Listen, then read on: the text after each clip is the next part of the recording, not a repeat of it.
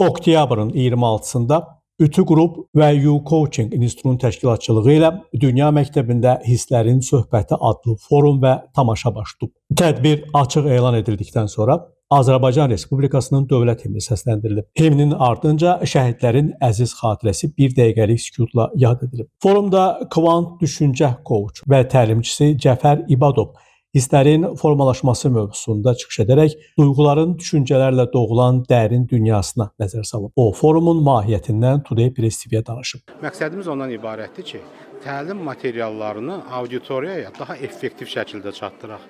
Çünki təlim materialları bir qayda olaraq klassik formada çatdırılır, amma biz bir innovativ yanaşma edərək onu incəsənətlə vəhdətdə teatr formasında təqdim edirik və təcrübə göstərir ki, bu öz effektini verir. Çünki artıq coaching teatrı 4-cü ildir ki, fəaliyyət göstərir. Ütü qrupun rəhbəri, natiqlik təlimçisi Zaur Cahangirov isə tədbirdə hisslərin təqdimatı mövzusu ilə hissləri ifadə etməyin yollarından söz açıb. O, tədbirlə bağlı Today Press TV-yə danışarkən hisslərin söhbətinin önəmini vurğulayıb. Bugün biz hisslərin söhbətindən danışırıq.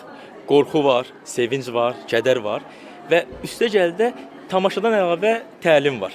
Biz bugün həm təqdimatı necə hisslərlə ötürə bilərik, ondan danışdıq.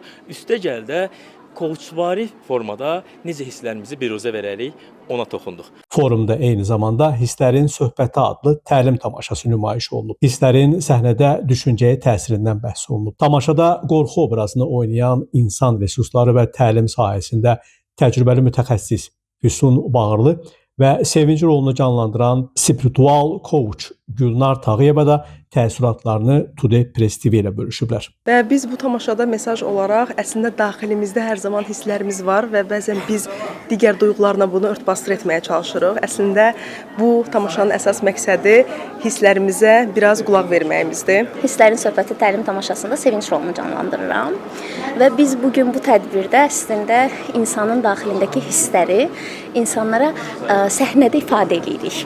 Məsələn, mənim rolum sevincdir və insanların içindəki gizli qalmış, o unudulmuş sevinci xatırladıram və digər dostlarım, digər həmkarlarım da eyni ilə hər biri bir hiss ifadə edir və çox həyəcanlı, çox gözəl bir bizim üçün həm əyləncəli, həm maraqlı, həm həyəcanlı, dolu-dolu keçən bir dövr oldu. Tədbirdə bir sıra ictimai xadimlər, media nümayəndələri, Ütü qrupun tələbələri və digər qonaqlar iştirak ediblər. Forum və tamaşa auditoriya tərəfindən böyük maraqla qarşılanıb. Namiq Abbasov, Today Press TV.